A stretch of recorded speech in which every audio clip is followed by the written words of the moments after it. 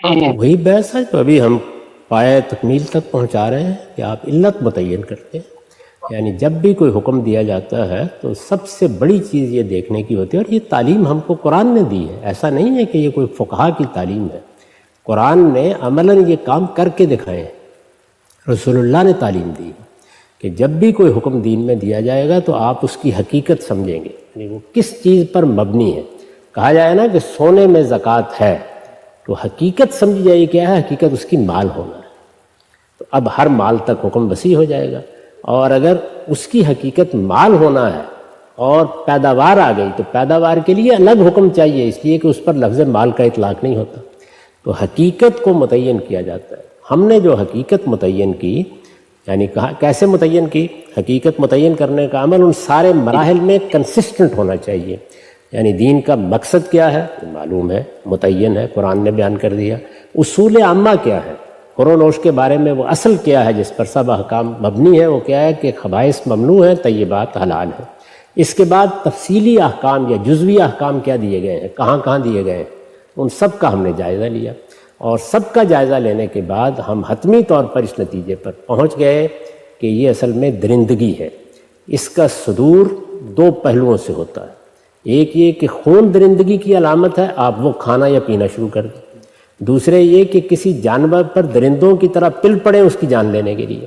جیسے کہ جب ہم بکرے کو ذبح کرتے ہیں یا گائے کو ذبح کرتے ہیں تو غور کیجئے، چھری ہاتھ میں پکڑ کے وہی کام کر رہے ہوتے ہیں جو شیر کرتا ہے یا چیتا کرتا ہے.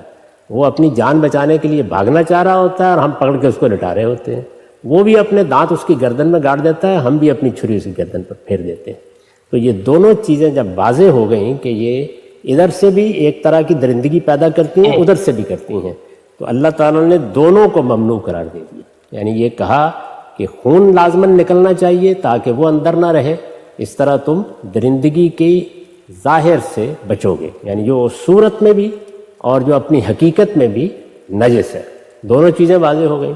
اور یہ عمل جو تم کرو گے تو اس کی بھی تطہیر ہونی چاہیے، اس کا بھی تزکیہ ہونا چاہیے. یعنی چھری پکڑ کے جب لٹا رہے ہوتے ہو جانور کو اور پل پڑتے ہو تو اس کے لیے کیا چیز ہے تطہیر؟ اللہ کا نام. یعنی یہ میرا اذن دیا ہے میں نے اور تمہاری اس درندگی کو گوارا کیا ہے تاکہ تمہیں گوشت حاصل کیا جا سکے. تو یہ دونوں چیزیں متعین ہو گئیں. اب ہم دیکھیں گے کیا مچھلی کے بارے میں اس کی ضرورت ہے، یعنی کیا فی الواقع جس وقت اس کو جال ڈال کے پکڑا جاتا ہے تو اس موقع کے اوپر اس کے خون کی وہی صورت ہوتی ہے. تو یہ چیز مشاہدے اور تجربے کی ہے. اگر مشاہدہ اور تجربہ اس چیز پر حکم لگا رہا ہے کہ ایسا نہیں ہے جیسے کہ دوسرے جانوروں کا ہے، وہ گشنگ بلڈ یا دم مسفوح اس طریقے سے نہیں ہوتا. میں اب جو تحقیقات ہے اس معاملے میں وہ اس وقت موضوع بحث نہیں بنا رہا، یعنی یہ علم دیکھے گا. دوسرے یہ ہے کہ کیا اب اس کے اوپر اس طرح پل پڑنے کی ضرورت ہے، کیونکہ وہ تو مقصد ہی اس لیے تھا کہ آپ کو دم مسفوح کو نکالنا تھا، اس کی ضرورت نہیں پڑتی. ایک خاص طرح کی سفوکیشن پیدا ہوتی ہے اور وہ دنیا سے رخصت ہو جاتی ہے. تو اگر یہ دونوں چیزیں جو ہیں یہ اس علت کو ختم کر دیتی ہیں تو یہ اجتہاد ہے، فقہ ہے، یہ اصل شریعت نہیں ہے. ان الحمدللہ والصلاة والسلام علی رسول اللہ. ایک ویڈیو میں نے اس سے پہلے لی تھی، اس کا جائزہ لیا تھا، جس میں غامدی صاحب نے سنت کی اصطلاح پر گفتگو کی تھی. یعنی سنت ان کی نظر میں کیا ہے، اس پر ہم نے جو ہے اس کا جائزہ لیا تھا. اب آپ دیکھیے کہ غامدی صاحب شریعت کے احکام میں جس چیز کو بنیاد بناتے ہیں، یعنی قرآن اور سنت حدیث کے معنی میں نہیں بلکہ سنت تواتر عملی کے معنی میں، یا سنت ابراہیمی کے معنی میں، اور اس طرح یہ حدیثوں کا انکار کرتے ہیں. اللہ کے رسول صلی اللہ علیہ وسلم کی حدیثوں کا یہ اس طرح انکار کرتے ہیں. اب مسئلہ آ گیا تطبیق دینے کا اس اصول کے کہ بھئی مچھلی کو بغیر ذبح کیے کھانا کیسا ہے. اب غامدی صاحب کی پریشانی غالباً یہ ہے کہ وہ شاید مچھلی کھاتے ہیں، اور ان کے اصول کا مسئلہ یہ ہے کہ وہ اصول میں بات فٹ نہیں ہوتی ہے، کیونکہ مچھلی کی جو حلت ہے وہ اصلاً حدیث میں روایت ہے، اور حدیث غامدی صاحب کے یہاں حجت نہیں ہے. اب دلیل میں اگر حدیث پیش کرتے ہیں تو پھر ان کا اصول چلا جائے گا، اور مچھلی کو اگر کہتے ہیں کہ نہیں کھا سکتے تو پھر غامدی صاحب مچھلی سے شاید محروم ہو جائیں گے. اس لیے آپ دیکھیے کہ کتنی طویل تمہید انہوں نے باندھی ہے اور کتنی کمزور باتیں انہوں نے کی ہیں. ایسی کمزور باتیں وہ غلط بات ہی کرتے ہیں. غامدی صاحب کا ایک طریقہ ہے, ایک اسلوب ان کا یہ ہے کہ غلط بات بھی جب کرتے ہیں تو بڑے پرزور طریقے سے کرتے ہیں. اس میں یعنی کہ ایک عالمانہ شان ہوتی ہے باطل کے لیے مجتہدانہ شان میں آتے ہیں. لیکن یہاں پہ آپ دیکھیں گے کہ اس میں باطل کے لیے بھی بہت کمزور پڑ رہے ہیں, یہ پرزور طریقے سے اپنی بات رکھ نہیں پا رہے ہیں. ایک بات.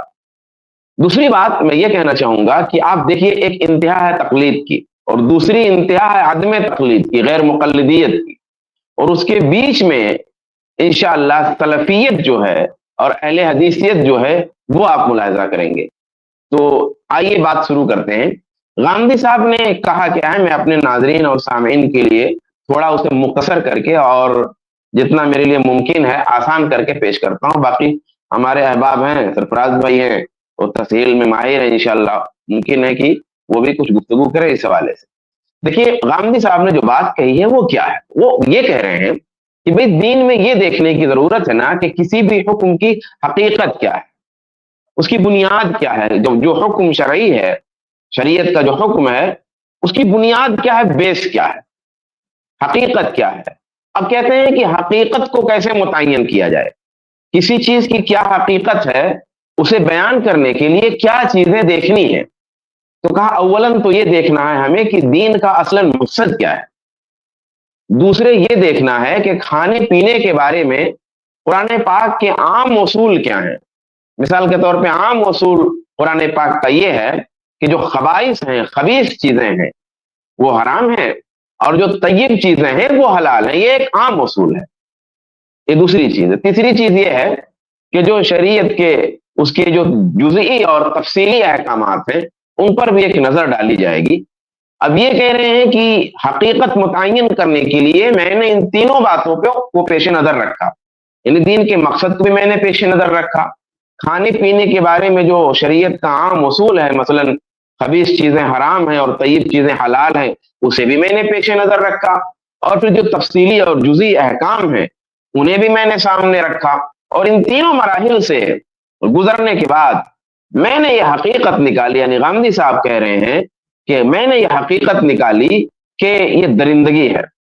کیا درندگی ہے, یعنی کوئی جو مچھلی ہے یا جانور ہے, جانور جو ہے جس کو آپ ذبح کر کے اس کا گوشت کھانے جا رہے ہیں, اصلاً ہے کیا, اس میں حقیقت کیا پائی جا رہی ہے, جانور کو ذبح کرنے میں حقیقت کیا ہے. تو کہا جانور کو ذبح کرنے میں جو حقیقت ہمیں مل رہی ہے وہ حقیقت کیا ہے, وہ درندگی ہے. اچھا, اب درندگی کیوں ہے؟ کہتے ہیں دیکھیے خون کھانا اور خون پینا یہ درندے کرتے ہیں, تو یہ درندگی کی علامت ہے. اسی طرح ذبح کرنا یہ بھی درندگی کی علامت ہے. تو یہ دو پہلوؤں سے کسی جانور کو ذبح کرنا درندگی ہے. ایک تو اس میں خون ہے اور خون پایا جانا, اگر اس کو آپ کھاتے ہیں تو درندگی ہو جائے گی, اسے پیتے ہیں تو درندگی ہو جائے گی, اور آپ ذبح کرتے ہیں تو وہ بھی درندگی ہے. اس کو انہوں نے تفصیل سے سمجھایا. اب یہ کہہ رہے ہیں کہ چنانچہ اللہ نے خون کو حرام کر دیا, کیونکہ خون کیا ہے, درندگی ہے. خون کو لازماً نکل کر کے ختم ہو جانا چاہیے, کیونکہ وہ درندگی ہے, خون کھانا اور پینا. اور ذبح کرنے میں بھی درندگی تھی, تو کہتے ہیں ذبح کرنے کی درندگی کو اللہ تعالیٰ نے یوں دور فرما دیا کہ کہا اللہ کا نام لے لیا کرو. اب مجھے تعجب ہے, سوال یہ ہے کہ کوئی درندگی اللہ کا نام لینے سے کیسے درندگی ختم ہو جائے گی؟ کیا ایسا ہو سکتا ہے کہ, حالانکہ بیچ میں مجھے بولنا نہیں تھا, یعنی ان کا موقف میں پیش کر رہا تھا, لیکن میں عرض کر دوں کہ کیا اللہ کا نام لے کر کے کوئی چیز اگر درندگی ہے, ظلم ہے, تو وہ ٹھیک ہو جائے گی؟ کوئی چیز فی نفسہ ہی اگر درندگی ہے تو کیا اللہ کا نام لینے سے وہ درندگی ختم ہو جائے گی؟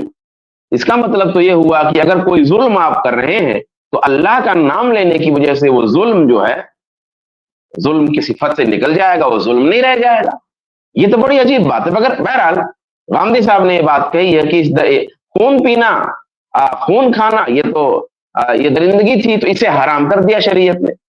اب ذبح کرنا بھی درندگی ہے, تو کہا ذبح کرنا بھی درندگی ہے, تو اس کو قاعدے میں لانے کے لیے شریعت نے اللہ کا نام لینا کہہ دیا. بھئی سوال یہ ہے کہ کیا جانور کو اللہ کا نام لینے کی وجہ سے تکلیف نہیں ہوگی, اور اللہ کا نام نہیں لیں گے تو تکلیف ہوگی؟ آخر درندگی گئی کیوں؟ غامدی صاحب کو بتانا ہوگا. بہرحال غامدی صاحب نے یہ بات کہی ہے. اب गांधी साहब ये कह रहे हैं कि जो ये वसूल है, यानी दरिंदगी, जो हकीकत पाई गई, दरिंदगी की हकीकत, तो उस उसूल को सामने रखते हुए अब मछली की तरफ आ रहे हैं कि अब इसी उसूल की रोशनी में मछली को देखते हैं। तो मछली को जब देखते हैं तो कहते हैं मुशाहिदा और तजर्बा ये बता रहा है कि मछली का जो खून होता है वो इस तरह का नहीं होता। सवाल ये है, अब यहां भी सवाल आ जाएगा, भाई खून तो खून है, बहरहाल वो कह रहे हैं खून इस तरह का नहीं होता कि उसका खून निकलना जरूरी करार पाए। दूसरा ये कह रहे हैं कि उसका खून निकालने के लिए जिस तरह जानवर पर पिल पड़ने की जरूरत होती है, उसी तरह मछली पर भी पिल पड़ने की जरूरत नहीं होती। यानी वो दरिंदगी, जो दरिंदगी आती है ज़बा करने से, और वो दरिंदगी यहां आ ही नहीं रही है, वो दरिंदगी यहां आ ही नहीं रही है, उस पर पिल पड़ने की जरूरत नहीं होती है, और एक खास तरह की सफोकेशन पैदा होती है जिससे वो दुनिया से रुखसत हो जाती है। यानी ज़बा करने की उसे जरूरत नहीं रहती और वो दरिंदगी आ नहीं पाती जिस तरह जानवर में जरूरत होती है। अब उन्होंने बात कही है जो, अब उनकी गुफ्तगू का हम तजज़िया करते हैं। पहला सवाल ये है मेरा, पहला सवाल थोड़ी तवज्जो से सुनेंगे, गांधी साहब ने बहुत घुमा करके बात की है, तो मैं अपनी इस्तिताअत के मुताबिक आसान करते हुए शुरू कर रहा हूं कि सवाल पहला यह है कि ये दरिंदगी क्या है। गांधी साहब ने उसूल तो यह तय कर दिया कि उसूल दरिंदगी की बुनियाद पर जानवर को ज़बा करना लाजिम करार दिया गया। बिस्मिल्लाह कह के ज़बा नहीं करते तो वो दरिंदगी की कैटेगरी में आ जाएगा, बिस्मिल्लाह कह के ज़बा कर देते हैं तो वो दरिंदगी की कैटेगरी से निकल जाएगा। लेकिन ये बात मछली में नहीं है, इसलिए मछली ज़बा ना भी हो, मर जाए ऑटोमेटिक तो हलाल है। ये वसूल की उन्होंने तत्बीक की है, उसको अप्लाई किया। अब सवाल यह है कि आखिर ये दरिंदगी क्या है। आपने कहा कि ज़बा करने के लिए जो पिल पड़ते हैं, जानवर भागना चाह रहा और आप उसको पकड़ के ज़बा कर रहे हैं, ये दरिंदगी है। और जब बिस्मिल्लाह आपने कह दिया तो ये दरिंदगी चली गई, एक गवारा हो गया। मैं पूछता हूं कि जाल डालने पर जब मछली जाल में फंस जाती है तो क्या मछली तड़पती नहीं? क्या मछली जाल से निकलना नहीं चाहती है? और क्या आपका जाल उसे दबोचे नहीं रहता है? तो ज़बा करने के लिए अगर पिल पड़ते हैं तो वो तो दरिंदगी है, लेकिन ये जाल में आप दबोच रहे हैं और मछली तड़प रही है। अगर पानी में है तो घंटों घंटों तड़पती है, जिंदा तो रहती है लेकिन तड़पती है, क्या यह दरिंदगी नहीं है? फिर मछली को जब आपने पानी से निकाला तो क्या मछली चाहती है कि मुझे पानी से निकाल लिया जाए? और पानी से निकालने के बाद उसकी ताजगी का जो आप आंख का जायका लेते हैं कि तड़पती हुई मछली आपको मिली है खाने के लिए, जिसमें आपको जायका आता है उसकी तड़प में भी, और खाने में एक एतमाद पैदा होता है कि बड़ी ताजी चीज खा रहा हूं। सवाल इस बात का है कि वो जो तड़पती है मछली पानी से निकलने के बाद में, आप जब निकालते हैं, क्या वो दरिंदगी नहीं? तो गांधी साहब, दरिंदगी की आपको बड़ी जामे तारीफ करनी पड़ेगी, जो बहर सूरत सादिक आए फिट हो। यहां तो आपकी दरिंदगी का जो वसूल है ना, तो वो आपकी ये वसूल बड़ी दरिंदगी का है ही, यानी बड़ी दरिंदगी आपने की है कुरान और सुन्नत के साथ। कुरान और सुन्नत के साथ आपने बड़ी दरिंदगी की है। किसी को कोई कमेंट बीच में भी याद आ जाएगा तो कर सकते हैं अब आप में से कि बड़ी दरिंदगी आपने कुरान और सुन्नत के साथ की है। तो बहरहाल दरिंदगी की कोई जामे तारीफ करनी पड़ेगी जो हर जगह फिट आए, एक बात। दूसरी बात यह कि मछली को मैंने कहा कि पानी से बाहर जब करते हैं जो मंजर होता है उसको आप देखिए। अच्छा, मछली का खून जानवर के खून जैसा नहीं होता, ये तहकीक जाहिर है पहले नहीं थी भाई। इसमें जो तहकीकात नहीं हुई है मछली और जानवर के खून के सिलसिले में, ये तहकीकात जो जदीद तहकीकात हैं, ये नए जमाने की पैदावार है। फुक़हा के यहाँ ये चीजें मौजूद नहीं थी। मछली की हिल्लत की बुनियाद मौजूदा तहकीकात पर फुक़हा ने नहीं रखी है। उनके जमाने में ये तहकीकात थी ही नहीं, रसूलुल्लाह के जमाने में ये तहकीकात नहीं थी कि रसूल गिरामी सल्लल्लाहु अलैहि वसल्लम ने इन तहकीकात की बिना पर ये बिना इसकी बुनियाद रखी हो। वही की बुनियाद पे अल्लाह के रसूल ने बात कही, और फुक़हा ने जब इन चीजों का इस्तिखराज किया तो उनके सामने ये सारी तहकीकात हरगिज हरगिज नहीं थी।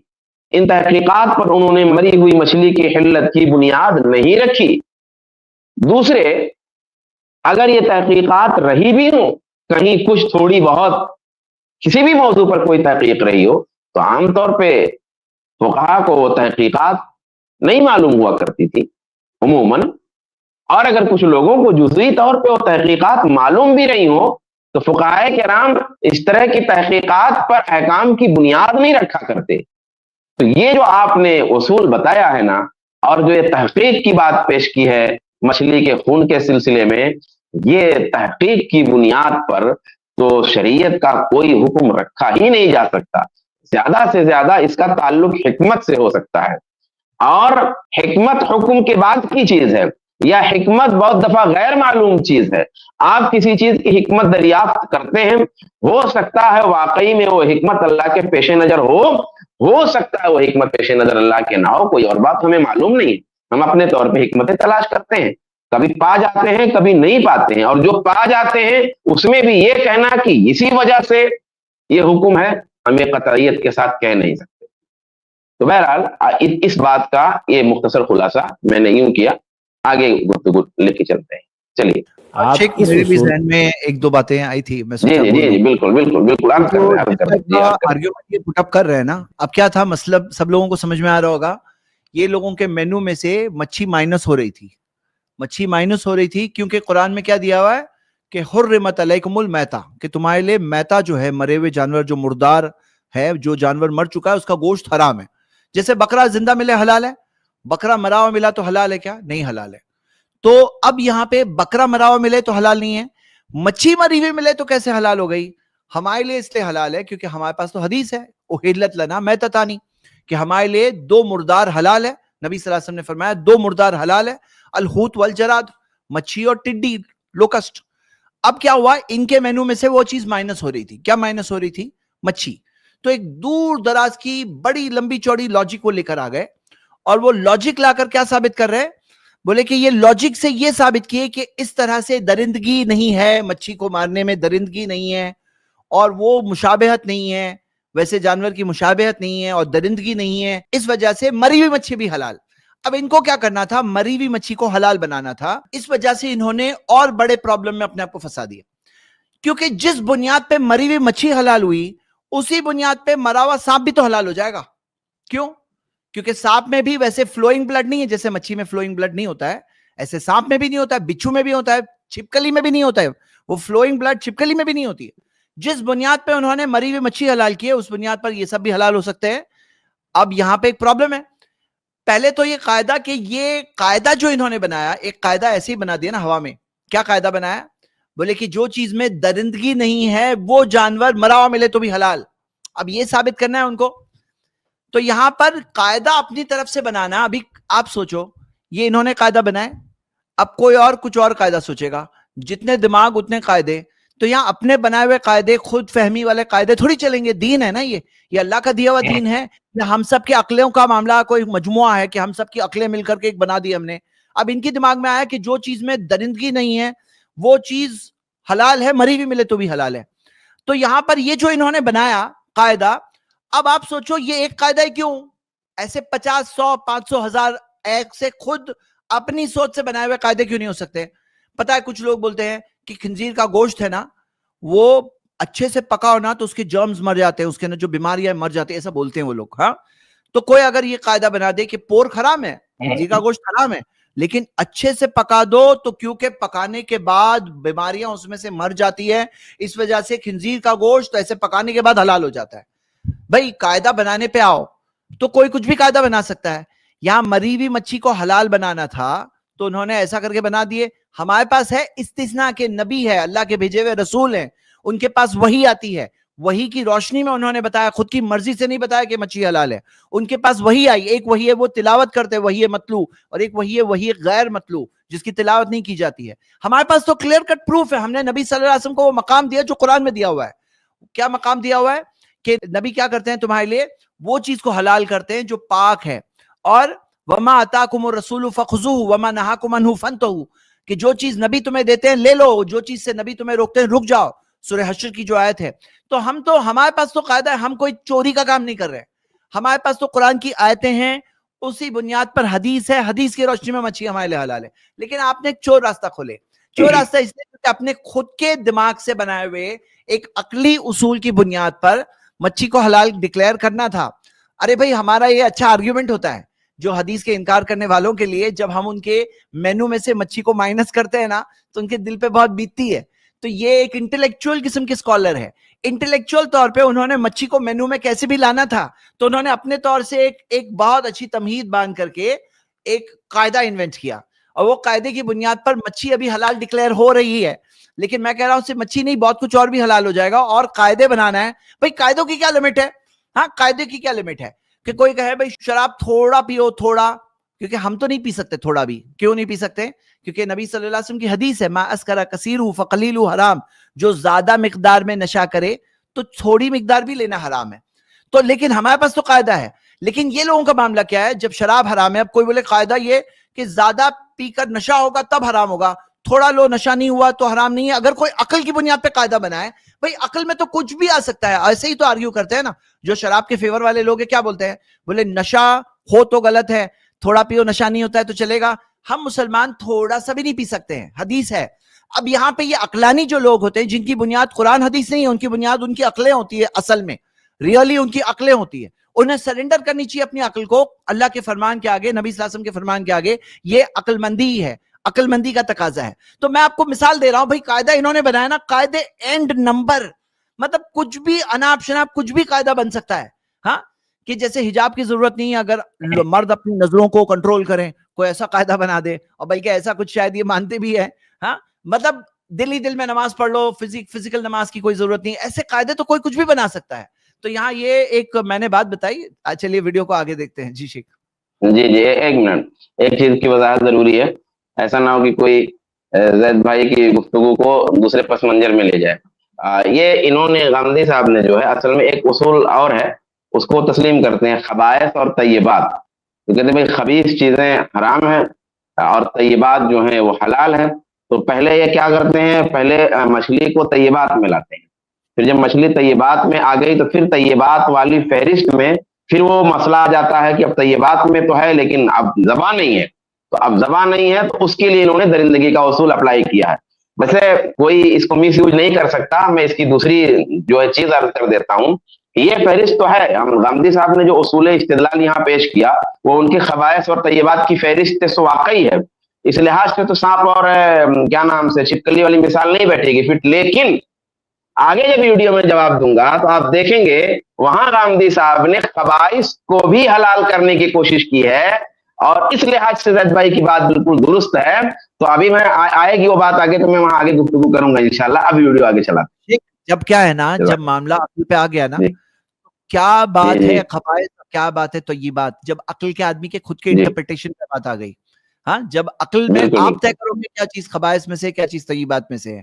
آپ کو جو لگتا ہے کون سی چیز کہاں جائے گی لسٹ میں، کون سی عقلانی دلیل کس چیز کو کہاں سے کہاں ٹرانسفر کر دے گی، یہ کوئی لمٹ ہی نہیں باقی رہتی، جیسے کہ ہم آگے دیکھیں گے. بالکل بالکل بالکل بالکل چلیں آگے کنٹینیو کریں گے. یہ اس علت کو ختم کر دیتی ہیں.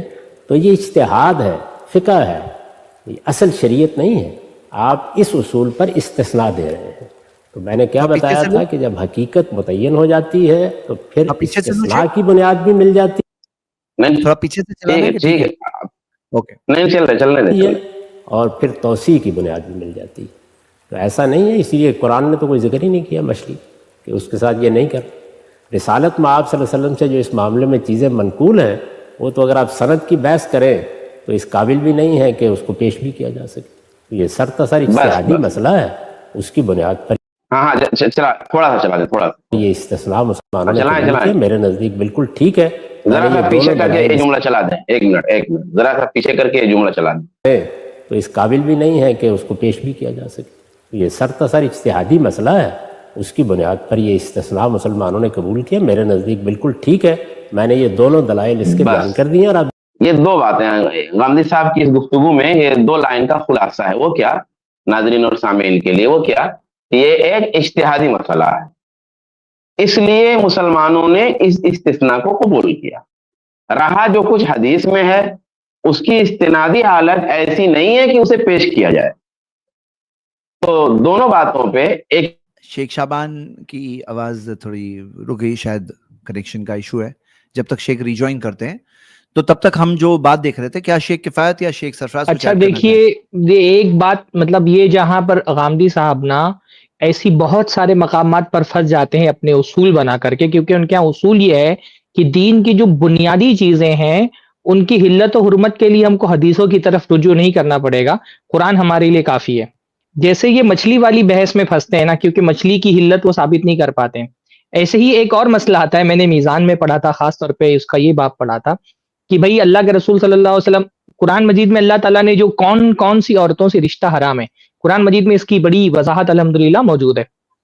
لیکن 2 رشتے, بلکہ یہ کہیے کہ 4 رشتے ایسے ہیں جن کی حرمت کا ذکر قرآن میں نہیں آیا ہے, بلکہ حدیثوں سے ان کی حرمت ثابت ہوتی ہے. پہلا, بھانجی کو خالہ کے ساتھ ایک نکاح میں جمع کرنا, یعنی ایک عورت آپ کے نکاح میں ہے تو آپ اس کی بھانجی سے شادی نہیں کر سکتے اس کے نکاح میں ہوتے ہوئے. دوسرا, اس کی خالہ سے شادی نہیں کر سکتے. تیسرا, اس کی پھوپھی سے شادی نہیں کر سکتے. اور چوتھا, اس کی بھتیجی سے شادی نہیں کر سکتے. یعنی یہ 2 رشتے, خالہ اور بھانجی کو ایک نکاح میں جمع کرنا اور پھوپھی اور بھتیجی کو ایک نکاح میں جمع کرنا, اس کی حرمت کا ثبوت آپ کو قرآن میں نہیں ملتا. قرآن میں 2 بہنوں کو ایک نکاح میں جمع کرنے سے تو منع کیا گیا ہے, لیکن خالہ اور بھانجی کو اور پھوپھی اور بھتیجی کو ایک نکاح میں جمع نہیں کر سکتے. اس کا کوئی ثبوت ہم کو قرآن و حدیث سے نہیں ملتا. تو میں نے بڑی دلچسپی سے یہ دیکھنے کی کوشش کی کہ اس کے لیے غامدی صاحب کہاں سے دلیل لے کر کے آئیں گے کہ پھوپھی یا پھر وہ اس بات کے قائل ہو جائیں گے کہ پھوپھی اور بھتیجی کو بھی نکاح میں جمع کیا جا سکتا ہے, خالہ اور بھانجی کو بھی نکاح میں جمع کیا جا سکتا ہے. تو جیسے مچھلی والے معاملے میں یہ تعویل کر رہے ہیں نا گھما پھرا کر کے, ویسے ہی خالہ اور بھانجی اور پھوپھی اور بھتیجی ان کو ایک نکاح میں جمع کرنے کی حرمت پر گھما پھرا کر کے تعویل کر رہے ہیں کہ بھائی یہ بھی تو ایک طرح سے بہن ہی کی طرح ہے. تو اگر بہن کو قرآن مجید میں منع کیا گیا ہے تو قرآن ہی کی اسی آیت سے سمجھ میں آ سکتا ہے بھتیجی کو خالہ پھوپھی کے ساتھ اور خالہ کو بھانجی کے ساتھ جمع نہیں کر سکتے ہیں. لیکن یہ صرف ان کے دماغ کی اپج ہے. اور یہ دیکھیے کتنے افسوس کی بات ہے کہ اللہ کے نبی صلی اللہ علیہ وسلم کی صحیح سند سے ثابت شدہ روایت کو تو یہ تسلیم نہیں کریں گے کہ اللہ کے نبی صلی اللہ علیہ وسلم کی حدیث ہے, اللہ کے نبی کی صاف صاف حدیث ہے بھائی مچھلی ہمارے لیے حلال کی گئی ہے, کوئی مسئلہ ہی نہیں رہ جاتا ہے. لیکن اپنی دماغ کی اپج کو دلیل بنانے کی کوشش کریں گے. یہ سارے منکرین حدیث کا یہ پرابلم ہے. شعبان بھائی جو مسئلہ ڈسکس کر رہے ہیں, میں نے جو مسئلہ بتایا, ان سارے مسائل میں سارا بڑا پرابلم یہی ہے نا کہ اللہ کے نبی صلی اللہ علیہ وسلم کی حدیث تو ان کے یہاں قابل قبول نہیں ہے. ورنہ یہ مسئلہ کوئی مشکل ہے ہی نہیں بھائی, اللہ کے نبی نے فرمایا مچھلی کو ذبح کرنا ضروری نہیں ہمارے لیے, مردار جو 2 چیزیں حرام کی گوشت میں سے ایک مچھلی ہے. اللہ کے نبی نے فرمایا خالہ اور بھانجی کو پھوپھی اور بھتیجی کو ایک نکاح میں جمع مت کرو, پر نبی کی حدیث قبول نہیں ہے. نبی کی حدیث قبول نہیں ہے. اچھا, اب یہ سوسائٹی کے خلاف ایسے بھی نہیں جا سکتے کہ مچھلی کو حرام کر دیں, یا کہہ دیں کہ خالہ بھانجی کو ایک نکاح میں جمع کر سکتے ہیں, پھوپھی بھتیجی کو ایک نکاح میں جمع کر سکتے ہیں. تو یہ اپنے دماغ سے قیاس لگاتے ہیں, یعنی ان کا قیاس رسول اللہ کی حدیث سے زیادہ بڑا ہے. کہ رسول اللہ کی حدیث تو دلیل نہیں ہے, پر ان کا قیاس جو ہے شریعت کے اندر وہ ضرور دلیل ہے. اللہ ہم کو ایسی گمراہی سے بچائے. بالکل صحیح بات ہے شیخ نے جو کہا نا, بالکل ضروری بات ہے یہ. جی, یعنی حدیث دلیل نہیں ہے, ان کے قیاس جو اینالوجی یہ سمہاؤ دلیل ہے ان کے لیے, لیکن نبی صلی اللہ علیہ وسلم کی حدیث دلیل نہیں ہے. جی جی شیخ. ہاں, یہ کہہ رہے تھے نا کہ اجتہادی مسئلہ مسلمانوں نے اس استثناء کو قبول کیا. بھائی مسلمانوں نے جو قبول کیا نا وہ حدیث کی بنیاد پہ قبول کیا. حدیث میں مچھلی کو بغیر ذبح کیے حلال کی جو بات کہی گئی اس پہ اجماع بھی ہے, حدیث ہے اور اس فہم پہ اجماع بھی ہے. تو اجماع کی وجہ سے مسلمانوں نے قبول کیا, حدیث کی وجہ سے بھی قبول کیا. یہ سبب ہرگز نہیں ہے کہ یہ اجتہادی مسئلہ ہے اور اس سے یہ بحث پیدا ہو گئی کہ اسے ذبح کیا جا سکتا ہے یا نہیں کیا جا سکتا, پھر فیصلہ ہوا اور امت نے قبول کر لیا. یہ بات نہیں ہے. حدیث کی بنیاد پہ امت نے قبول کیا, اجماع کی بنیاد پہ امت نے قبول کیا. رہ گیا حدیث کی استنادی حالت کا مسئلہ, تو غامدی صاحب یہ فیصلہ کر ہی نہیں سکتے. غامدی صاحب زیادہ سے زیادہ درایت کے آدمی ہیں, اور درایت بھی صحیح روایت کے بغیر نہیں آ سکتی. تو یہ تو فیصلہ وہ لوگ کریں گے نا جنہیں درایت کا علم بھی ہے اور اس کے ساتھ ساتھ روایت کا علم ہے. تو روایت اور درایت کے ماہرین یہ فیصلہ کریں گے کہ حدیث کی استنادی حالت کیسی ہے. اور حدیث کی استنادی حالت کے سلسلے میں دونوں حدیثیں, یعنی هو الطهور ماؤه والحل میتته, علامہ البانی نے اسے صحیح کہا ہے, امام ترمذی نے حسن صحیح کہا ہے, امام بہقی نے معرفت السنن والآثار میں کہا ہے, ابن المنذر نے الاوسط میں کہا ہے, بغوی نے شرح السنہ میں کہا ہے, ابن الاسیر نے الشافعی فی شرح مسند الشافعی میں جو ہے صحیح کہا ہے. اسی طرح ابن الملقن نے البدر المنیر میں صحیح کہا ہے. اور دوسری حدیث احلت لکم میتتان والدمان فعمل میتتان فالحود والجراب واما الدمان فالکبیر والطحال. ابن ماجہ نے اور بیہقی نے الکبریٰ میں اسے روایت کیا اور علامہ البانی نے اسے بھی صحیح کہا ہے. تو آپ استنادی حالت میں کیا بحث کریں گے؟ آپ اسے کر کے دکھائیے. اس پر بحث تو ماہرین کریں گے نا. اور یہ آپ کا روایت پہ بحث کرنا, یعنی خاص طور پہ سند کی حالت پہ بحث کرنا, یہ تو آپ کا میدان ہی نہیں ہے. بہرحال ابھی جو سرفراز بھائی نے بات کہی نا کہ وہ اس پر کیا جواب دیں گے, ابھی آگے دیکھیے گا کہ یہ کس طرح سے کسی بھی چیز کو حلال کر سکتے ہیں. آگے ایک بہت حیرت انگیز چیز آنے والی ہے. چلیں تھوڑا ویڈیو آگے چلائیں. دیکھیں وہاں کوئی روایت تک بیان نہیں کی, کوئی آیت تک بیان نہیں کی. لیکن اگر کوئی شخص آگے بڑھ کے کہتا ہے کہ جی مچھلی کے اندر ہم نے خون دیکھا ہے اور ہم تو اس کو ذبح کریں گے, تو اب جب وہ ذبح کرے گا تو پھر اس کے لیے تسمیہ بھی لازم ہو جائے گا. لازم ہوگا. یہ تو اس کا ہی اجتہاد ہے نا, اطلاق ہے, اس لیے کہ یہاں نہ قرآن موجود ہے نہ کوئی صحیح رسالت میں آپ صلی اللہ علیہ وسلم کا ارشاد نقل ہوا ہے. تو سرتسر اجتہادی مسئلہ ہے. میرا اطمینان ہو گیا کہ استثناء ملنا چاہیے, میں استثناء کو قبول کروں گا. آپ کا اطمینان نہیں ہوا, آپ کو ذبح بھی کرنا چاہیے اور اللہ کا نام بھی لینا چاہیے. تمام اجتہادی امور میں ایسے ہی ہوتا ہے. لیکن بڑا ظلم کرے گا وہ شخص کہ یہ کہ اجتہادی مسئلے کو بنیاد بنا کر اصل کے بارے میں حکم لگائے, کیونکہ وہاں تو سب چیزیں اللہ کی کتاب میں بیان ہو گئی ہیں, اللہ کے پیغمبر نے واضح کر دی. امام صاحب یہ نقطہ آپ نے واضح کیا, اس کا ایک ضمنی پہلو بیان کیجیے گا. اکثر آپ سے ابھی پوچھا گیا تو آپ نے کہا یہ مستحسن بات ہے کہ آپ جال پھینکتے ہوئے کم سے کم بسم اللہ پڑھ دیں, تو پھر وہ اصل حکم جب اٹھ گیا تو پھر بسم اللہ کی کیا ضرورت؟ نہیں, یہ تو ہر جگہ ہمیں ہدایت کی گئی, ہر اچھے کام کو کرتے وقت کریں. کھانے پینے کی چیزوں میں خاص طور پر آپ دیکھیں, میں نے اس کو سنن میں بیان کیا ہے کہ آپ دائیں ہاتھ سے کھائیں گے, اللہ کا نام لے کے کھائیں گے, اس وقت آپ بسم اللہ پڑھیں, وہ بھی بہت اچھی بات ہے. کھاتے وقت پڑھیں, وہ بھی بہت اچھی بات ہے, وہ اپنی جگہ ایک الگ چیز. لیکن حرمت حلت کا معاملہ استثناء کی بنیاد پر اٹھ گیا, اور یہی استثناء ہے جو ہم روز دیتے ہیں. یعنی یہ ساری جو بحث ہم نے کی ہے اس میں استرار کی بنیاد پر استثناء دیا ہے نا. تو دین میں جو استثناء کے اصول ہیں وہ یہی ہیں کہ یا تو حقیقت ختم ہو جائے گی, اور یہ حقیقت میرے نزدیک ختم ہو گئی. ابھی آپ نے سوال کیا تو میں نے آپ سے کہا کہ جب جینیاتی علم کے ماہرین یہ بتا دیں گے کہ حقیقت ختم ہو گئی ہے, تو اس کے بعد اس سور کا کھانا بھی بالکل جائز ہو جائے گا. اچھا شیخ شعبان, وہی اصول ہے. ابھی چلنے دیجیے ایک منٹ. جی, کہ حقیقت اگر آپ کے علم کے مطابق ختم ہو گئی ہے تو حکم بھی ختم ہو گئی, اور اگر حقیقت کسی اور جگہ پر پیدا ہو گئی ہے تو حکم بھی وہاں چلا جائے گا. تو یہ اصول ہے. وہ جو بات جو میں کہہ رہا تھا, جو بات میں کہہ رہا تھا کہ آخری کی پھر سے چلا لینا چاہیے 3-4. جی پھر سے یہاں جو سور والی بات, آخر کی چند لائنز, وہی اصول ہے کہ حقیقت اگر آپ کے علم کے مطابق ختم ہو گئی ہے تو حکم بھی ختم ہو گئی, اور اگر حقیقت کسی اور جگہ پر پیدا ہو گئی ہے تو حکم بھی وہاں چلا جائے گا. تھوڑا اور پیچھے سوال کیا تو میں نے آپ سے کہا کہ جب جینیاتی علم کے ماہرین یہ بتا دیں گے کہ حقیقت ختم ہو گئی ہے تو اس کے بعد اس سور کا کھانا بھی بالکل جائز ہو جائے گا. ابھی بتائیے شیخ. ہاں, اب جو ہے دیکھیے جو زید بھائی بات کہہ رہے تھے نا, سرفراز بھائی جو بات کہہ رہے تھے نا, اب دیکھیے اس کی تصدیق کیا ہے کہ یہاں پر دیکھیے کہ اپنے اصولوں کی روشنی میں کیا خبائث اور کیا طیبات. اب وہ جو اصول انہوں نے بنایا ہے نا ایک حقیقت کا کہ کیا حقیقت پائی جا رہی ہے اور اس حقیقت پر حکم کو مبنی کرنے کا. اب آپ دیکھیے کہ کس طرح پھنستے جا رہے ہیں, اور جس طرح پھنستے جا رہے ہیں تو اپنے اصول سے رجوع کرنے کے بجائے, اپنے اصول کو توڑنے کے بجائے, اصل اصول پر آنے کے بجائے, یہ پھر ان کو سور کو بھی حلال کہنا پڑ رہا ہے. میں ذرا سمجھا دوں یہ کہنا کیا چاہتے ہیں. یہ کہہ رہے ہیں کہ یہ ساری بحث ہم نے کی ہے یہ اضطرار کی بنیاد پہ ہم نے استثناء دیا, یعنی مجبوری میں. تو ہم ابھی میں گفتگو کروں گا اضطرار والے پہلو پہ کہ مجبوری میں ہم نے استثناء دیا. پھر کہتے ہیں کہ دین میں استثناء کا اصول کیا ہے. اصول یہ ہے کہ یا تو حقیقت ختم ہو جائے, یعنی جس حقیقت کی بنیاد پر کوئی چیز حرام ہے وہ حقیقت ختم ہو جائے. یعنی جیسے درندگی کی جو حقیقت موجود تھی جانور کی ذبح کرنے میں, اگر وہ حقیقت ختم ہو جائے تو پھر گویا جانور مر جائے تو بھی کھا سکتے ہیں. سمجھیے گا اس بات کو. کہہ رہے ہیں کہ استثناء کا اصول یہ ہے کہ یا تو وہ حقیقت ختم ہو جائے. اب دوسرا پہلو کہیں آگے بیان کیا ہوگا انہوں نے جو ویڈیو میں نہیں ہے, لیکن پہلا مسئلہ بیان کیا کہ وہ حقیقت ختم ہو جائے. اب وہاں پیچھے چلیے آپ جہاں یہ درندگی کی بات کر رہے ہیں کہ درندگی کی جو حقیقت جانور کے ذبح کرنے میں ہے وہ حقیقت اگر ختم ہو جائے, درندگی نہ پائی جائے تو جانور بھی مر جائے وہ بھی کھا سکتے ہیں. اب چونکہ ان کے اصول کے مطابق مچھلی میں درندگی نہیں ہے اس لیے اسے مری ہوئی کھا سکتے ہیں. اب یہ آگے کہہ رہے ہیں, اسی کی مثال دے رہے ہیں.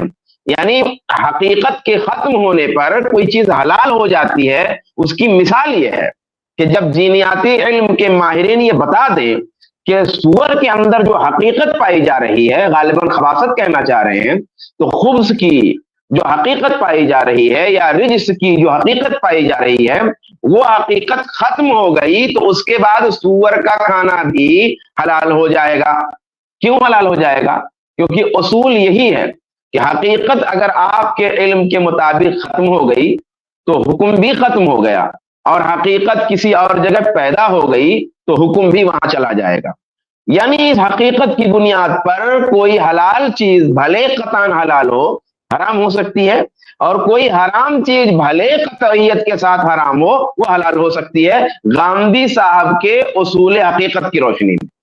بھائی آپ ایک طرف آپ کا یہ کہنا ہے کہ مچھلی ذبح کیے بغیر علت جو اس کی ہے وہ اجتہادی اصول پر ہے، یعنی اس میں اجتہاد کیا گیا، اور اجتہاد کے اصولوں پر بغیر ذبح کیے گئے مچھلی حلال ہے۔ اب کیونکہ مچھلی کے مسئلے میں درندگی نہیں ہے، اس لیے اسے اس اصول کی بنیاد پہ حلال کیا گیا، اور یہاں آپ کہہ رہے ہیں کہ استثناء ہم نے اضطرار کی بنیاد پہ دیا ہے۔ بھائی سوال یہ ہے کہ عمومی اصولوں پر کسی چیز کو حلال و حرام کرنا یہ الگ ہے، اور اضطرار بالکل یعنی ایکسیپشن ہے ایک دم، یعنی اضطرار تو ہر اصول میں ہے، اضطرار کوئی بنیادی اصول نہیں ہوا۔ اب آپ یہاں کہہ رہے ہیں جی میں بتا رہا ہوں کہ اضطرار کیا ہے، کہہ رہے ہیں اضطرار کی بنیاد پہ حلال کر رہے ہیں اس کو۔ اضطرار کیا ہے؟ بھئی اضطرار کی جو تعریف ہے، غامدی صاحب کا کنسپٹ شاید کچھ الگ ہے، اور امت رسول کا جو کنسپٹ ہے وہ الگ ہے۔ بھئی سادہ لفظوں میں، فقہی زبان کے بجائے شریعت کے نزدیک اضطرار اسے کہیں گے جس کے بغیر چارہ نہ ہو۔ اضطرار گویا وہ حالت ہے، وہ مسئلہ ہے جس کے بغیر کام ہی نہیں چل سکتا، جس کے بغیر کوئی چارہ ہی نہیں ہے۔ اب سوال یہ ہے کہ مچھلی میں کون سا اضطرار پایا جا رہا ہے؟ یعنی ایک تو پہلے آپ نے اصولوں کی روشنی میں اسے کہا کہ جائز ہے، اب یہاں آپ کہہ رہے ہیں اضطرار کی بنیاد، دونوں میں تضاد ہے۔ لیکن اگر اضطرار جی اب اگر اضطرار ہم مان لیں تو کیا مچھلی کھائے بغیر زندہ نہیں رہ سکتے؟ بھائی دوسری بہت ساری غذائیں ہیں جو متبادل ہیں، اس لیے اضطرار کا اصول تو بے معنی ہوا۔ رہا یہ مسئلہ جو سور کھانے کا شوق غامدی صاحب کو پیدا ہو گیا ہے، شاید جو ہے وہ مغربی معاشرے میں جا کر کے دیکھتے ہیں، اور شاید کسی وجہ سے پیکنگ وغیرہ کی وجہ سے یا فارمنگ وغیرہ کی وجہ سے ان کے دل میں کچھ للچائی ہوئی بات پیدا ہو گئی ہے، اور اس کی بنیاد پہ خواہش رکھنے لگے ہیں، اور پھر انہوں نے ایک پہلے ہی سے ایک اصول بتا دیا کہ یوں ہو جائے تو پھر یوں ہو جائے گا۔ شریعت کے جو احکام ہیں ایسے خارجی علوم پر مبنی نہیں ہے جو قرآن و سنت سے باہر ہو۔ جینیات کا جو علم ہے قرآن و سنت کے اندر کا علم نہیں ہے، قرآن و سنت سے باہر کا علم ہے۔ ان اصولوں کی بنیادوں پر کوئی چیز حلال و حرام نہیں ہو سکتی۔ جینیاتی علوم کے ماہرین کی رائے کی بنیاد پر کسی چیز کو حلال کرنا، حرام کرنا یا الحاد ہے، دین میں الحاد ہے۔ سور کی حرمت خود قرآن کی روشنی میں قطعی ہے، اور اس پر نص ہے، اور نص بھی کون سا بھائی؟ نص سے صریح ہے، نام لیا گیا ہے۔ اس کی حرمت کسی صفت سے مشروط نہیں ہے کہ یہ صفت پائی جائے، یوں پایا جائے، یوں ہو تب حرام ہے، نہیں، ڈائریکٹ سور حرام ہے، خنزیر حرام ہے، اس کا گوشت حرام ہے، وہ رجس ہے، وہ گندگی ہے۔ اس لیے اس کی حرمت کے لیے گندگی یا خباثت کی شرط اور علت لگانا غلط ہے، کیونکہ قرآن نے اس کے بارے میں رجس کی جو تعبیر اختیار کی ہے، جو الفاظ ہے، جو ورڈنگ ہے اس کے لیے رجس والی، وہ اس لیے نہیں ہے کہ کوئی سور ایسا بھی ہو سکتا ہے جو رجس نہ ہو، کیونکہ سور عموماً رجس ہوتا ہے اس لیے حرام ہے، لیکن کوئی سور ایسا بھی ہو سکتا ہے جو رجس نہ ہو، نہیں، اسے کیسے بھی پالیں، کوئی بھی غذا دیں، کتنا بھی صابن لگائیں، کتنا بھی شیمپو ہو، کتنی بھی فارمنگ صفائی سے کریں آپ، وہ رجس ہی ہوگا۔ یعنی سور کے لیے قرآن نے کہا کہ سور رجس ہے، یعنی سور اب ہے، وہ خنزیر اگر وہ ہے تو پھر وہ رجس ہے، اس کی کوئی بھی شکل ہو، کوئی بھی تحقیق ہو۔ اور یہ تحقیقات تو آج کی ہے نا، یہ تحقیقات تو آج کی ہے نا، کل تو یہ تحقیقات نہیں تھی۔ تو شریعت میں کوئی یہ چیز حلال اور حرام تحقیقات کی روشنی میں نہیں ہوئی ہے، یہ اللہ کی وحی کی روشنی میں ہوئی ہے۔ اچھا ایک چیز اور عرض کر دوں، پھر ابھی کفایت بھائی کا بھی کمنٹ تھا، یہ بات ختم ہو جائے تو وہ لینا ہے، کہ یہاں ایک چیز اور عرض کر دوں کہ اصول حرمت جس طرح گاندھی صاحب نے بیان کر دیے ہیں، قرآن میں اصول حرمت اس طرح ہے ہی نہیں۔ پہلی بات تو یہ ہے کہ بہت ساری چیزوں کی حکمتیں معلوم نہیں ہے، ان کے اسباب معلوم نہیں ہے، سیدھا سیدھا مسئلہ ہوتا اللہ نے حرام کیا تو حرام ہے، رسول نے حرام کیا تو حرام ہے۔ ثانیاً اگر کوئی چیز معلوم ہے تو وہ صرف خبیث اور طیب ہونا نہیں ہے، بہت ساری ایسی چیزیں بھی حرام ہیں جن کا اصول یہ ہے کہ نقصان فائدہ سے زیادہ ہے تو وہ چیزیں حرام، طیب ہیں لیکن فائدہ زیادہ ہے پھر بھی حرام ہے کیونکہ اس کا مقصد سزا ہے، طیب ہے چیز، ابھی مثال آئے گی۔ تو اللہ نے جسے مطلقاً حلال کیا وہ اصلاً طیب ہے، اور اللہ نے جسے مطلقاً حرام کیا وہ خبیث ہی ہے، اسے کبھی بھی حلال نہیں کیا جا سکتا کہ دیکھیے اب فلاں چیز طیب ہو گئی اب حلال نہیں۔ مطلقاً اگر اللہ نے حرام کیا نا مطلقاً، تو پھر وہ چیز خبیث ہے، وہ کبھی طیب نہیں ہو سکتی۔ ایک مثال لیجئے کہ چربی کی حرمت قرآن میں مذکور ہے، یہود کے جمان جو ہے کے لیے قرآنی امت میں، کہ وَعَلَى الَّذِينَ هَادُوا حَرَّمْنَا كُلَّ ذِي ظُفْرٍ وَمِنَ الْبَقَرِ وَالْغَنَمِ حَرَّمْنَا عَلَيْهِمْ شُحُومَهُمَا إِلَّا مَا حَمَلَتْ ظُهُورُهُمَا أَوِ الْحَوَايَا أَوْ مَا اخْتَلَطَ بِعَظْمٍ ذَلِكَ جَزَيْنَاهُمْ بِبَغْيِهِمْ وَإِنَّا لَصَادِقُونَ۔ اب اس آیت میں کہا گیا نا کہ تمام ناخن والے جانور جیسے اونٹ ہے، شتر مرغ ہے، بطخ ہے وغیرہ ان یہودیوں پہ حرام ہے، اور حلال جانور کی چربی بھی حرام ہے، مطلب یہ جو بقر ہے، غنم ہے، ان کی چربی بھی حرام ہے سوائے وہ چربی جو پیٹھ یا پیٹ سے لگی ہو یا ہڈی سے لگی ہو، ہڈی میں مختلط ہے، اس کے علاوہ چربی بھی حرام ہے۔ اب کیا ہے، چربی طیب نہیں ہے؟ چربی تو طیب ہے، خبیث نہیں ہے، لیکن پھر بھی اللہ کے یہاں حرام ہے۔ تو صرف خبیث اور طیب دیکھ کر کے آپ حلال حرام نہیں کر سکتے، اور خبیث کیا ہے طیب کیا ہے، جیسا کہ شروع میں یہ بات آئی کہ آپ خود اس کی تعین نہیں کر سکتے۔ تو میں آخری بات کہوں گا اس سلسلے میں کہ مچھلی کو ذبح کرنے کی ضرورت نہیں ہے، اس کے لیے گاندھی صاحب کو اتنی لمبی گفتگو کرنی پڑی، جیسا کہ اس بات کی جانب زید بھائی نے بھی اشارہ کر دیا تھا اور میرے بھی منصوبے میں تھی یہ بات، کے خلاصے میں یہ بات کہوں گا، تو چلیے اس بات کو ریپیٹ بھی کر دیتے ہیں کہ خلاصہ کیا ہے کہ مچھلی کو ذبح کرنے کی ضرورت نہیں، اس کے لیے گاندھی صاحب کو یہ لمبی طول طویل اتنی فلسفیانہ اور انٹلیکچوئل ادم کی سطح پہ جا کر کے گفتگو کرنی پڑی، کیوں کہ حدیث کو وہ حجت نہیں مانتے، لیکن دوسری طرف مچھلی کھانے کا غالباً شوق بھی رکھتے ہیں۔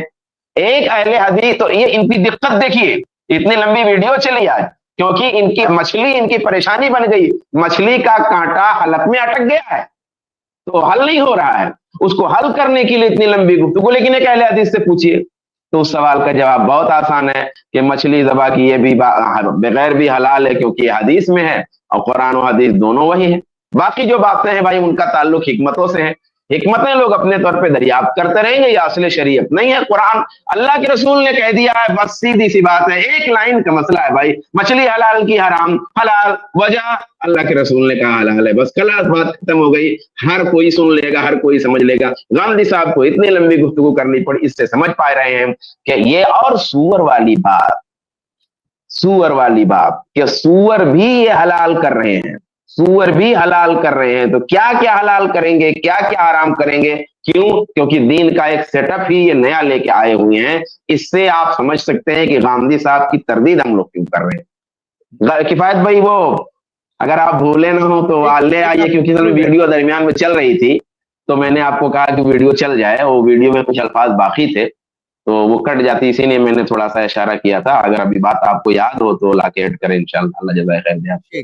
شیخ کفایت معذرت اس ٹائم پہ موقع نہیں ہو پایا، آپ ابھی بتائیں۔ اچھا، صرف سور کا مسئلہ نہیں ہے، گھریلو گدھے کا بھی مسئلہ آ جائے گا۔ مطلب اگر صرف قیاس کرنا ہے تو جیسے بکرا ہے ویسے گھریلو گدھا بھی ہے بھائی، پالتو مویشی سب حلال ہیں، تو گھریلو گدھا جو ہوتا ہے جس کو الحمور الاہلیہ کہا گیا ہے، یعنی ہمارے یہاں نارمل اس کو گدھا ہی کہا جاتا ہے، تو وہ گدھے کو حرام بننے کی کیا دلیل لائیں گے؟ وہ قرآن مجید میں تو گدھے کو حرام نہیں کہا گیا ہے، اور وہ ساری صفتیں جو پالتو مویشیوں میں پائی جاتی ہیں وہ ساری کوالٹیز تو گدھے میں بھی پائی جاتی ہے۔ تو یہ بھی بڑا دلچسپ ایک موقف ہوگا، دیکھنا چاہیے کہ اس پر گاندھی صاحب نے کہیں کچھ لکھا ہے کہ نہیں لکھا ہے، لیکن جو ان کے اصول ہیں ان اصولوں کی روشنی میں تو گدھا بھی حلال ہونا چاہیے. اب اللہ عالم انہوں نے اب تک حلال کیا ہے کہ نہیں حلال کیا ہے نا. تو یہ جیسے کہ کہا جاتا ہے نا غامدی صاحب کے بارے میں کہ کسی عیسائی نے جو ہے نا وہ کہا کہ میں اپنے پادری کے پاس اگر جاؤں تو میں کوئی بھی حرام چیز کھاؤں اور اگر اپنے پادری کے پاس جا کر کے کنفیس کروں تو وہ پادری میرا گناہ معاف کرا سکتا ہے. تو اس عیسائی سے غامدی صاحب کے ایک فالوور نے کہا کہ تمہارا پادری تو بس اتنا ہی کر سکتا ہے نا کہ وہ تمہارے گناہ کو معاف کرا سکتا ہے. میں اپنے غامدی صاحب کے پاس جاؤں اور کوئی حرام چیز لے کر کے جاؤں تو اس کو حلال ہی کر کے دے دیں گے. تو یہ دیکھنا چاہیے کہ ایسی کون کون سی چیزیں, جیسے انہوں نے موسیقی حلال کی ہے, ایسے ہی کیا انہوں نے گھریلو گدھا بھی حلال کیا کہ نہیں حلال کیا, کیونکہ ان کے اصولوں کی روشنی میں تو گھریلو گدھا حلال ہونا چاہیے کیونکہ اس میں وہ ساری صفتیں پائی جا رہی ہیں جو صفتیں ایک مویشی میں پائی جاتی ہیں. اور وہی بات کہ ہمارے لیے اگر کوئی پوچھے کہ پالتو گدھا حلال ہے یا حرام ہے تو ہمارے پاس تو سیدھا سادہ اصول ہے کہ اللہ کے نبی صلی اللہ علیہ وسلم نے فرمایا کہ دیکھو جیسے قرآن حرام کرتا ہے ویسے میں بھی حرام کرتا ہوں اور میں آج سے گھریلو گدھے کا گوشت تم پر حرام کر رہا ہوں. ضرورت پڑنے پہ جو ہے وہ کر بھی سکتے ہیں, ضرورت پڑنے پہ وہ کر بھی سکتے ہیں. اور دیکھیے کیا پتا کہ بھائی پڑوسی ملک میں گدھے کے گوشت کی بکرے کے نام پہ بکنے کی بڑی شکایتیں بھی آ رہی ہیں, ہمارے ملک میں الحمدللہ نہیں ہے کیونکہ اس ملک میں غامدی صاحب ہیں. کیا پتا انہوں نے اپنے فالوورز کو چپکے سے بتا دیا ہو کہ آرام سے گدھے کا گوشت بیچ سکتے ہیں, وہ لوگ بیچ رہے ہیں. شکایتیں بار بار آتی ہیں کہ گدھے کا گوشت کھلاتے رہنا جو ہے عموماً لوگوں کو, تو کیا پتا. جی صحیح بات ہے, کچھ پوائنٹس ہوتے ہیں ایکسپوز کر دیتا ہے ایک انسان کو. میں تو مجھے گولڈن ورڈز ان کے پھر سے پلے کرنے کا دل چاہ رہا ہے. ہاں یہ جو گولڈن ورڈز انہوں نے کہا جو ان کی حقیقت اور اصلیت کو بہت واضح کر دیتا ہے اگر کوئی دیکھنا چاہتا ہے تو. ابھی آپ نے سوال کیا تو میں نے آپ سے کہا کہ جب جینیاتی علم کے ماہرین یہ بتا دیں گے کہ حقیقت ختم ہو گئی ہے تو اس کے بعد اس سور کا کھانا بھی بالکل جائز ہو جائے گا. سور کا کھانا بھی پھر جائز ہو جائے گا. یہ حقیقت, یہ جو قاعدہ بنایا انہوں نے وہ قاعدے کے تحت اب دیکھیے کیا چیز کو حلال بنا سکتے ہیں یہ, کیونکہ مچھی ابھی ان کے حرام کی لسٹ میں تھی, مری ہوئی مچھی, اور وہ حلال کی لسٹ میں آ گئی. جس طرح سے لائے بولے ویسے اس طریقے سے ہم لوگ خنزیر کا گوشت بھی لا کے دے سکتے ہیں, حلال بنا کر کے دے سکتے ہیں. اس کلپ کی فل ویڈیو دیکھنے کے لیے ہمارے چینل پر ضرور آئیں. آئی پلس ٹی وی نے ایک نیا یوٹیوب چینل شروع کیا ہے جس کا نام ہے آئی پلس ٹی وی اختلاف کا حل. اس چینل پر صرف اختلافی مسائل پر ویڈیوز آئے گی لیکن دلائل کے ساتھ اور بھائی چارگی کے ساتھ. آپ کو میں دعوت دیتا ہوں کہ آپ بھی ہمارے اس چینل کو سبسکرائب کریں, ہماری ویڈیوز کو شیئر کریں اور نوٹیفیکیشن آئیکن کو آل سلیکٹ کریں تاکہ آپ کو ہماری ویڈیوز کا نوٹیفیکیشن مل سکے. جزاک اللہ خیر, والسلام علیکم ورحمۃ اللہ.